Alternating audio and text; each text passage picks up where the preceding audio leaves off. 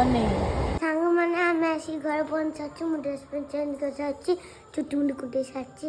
ଆଉ ବାବା ଏଇଠି ହେଲା ଆମ ବ୍ଲଗ୍। ନୂଆ ବ୍ଲଗ୍ରେ ଦେଖା ହବା।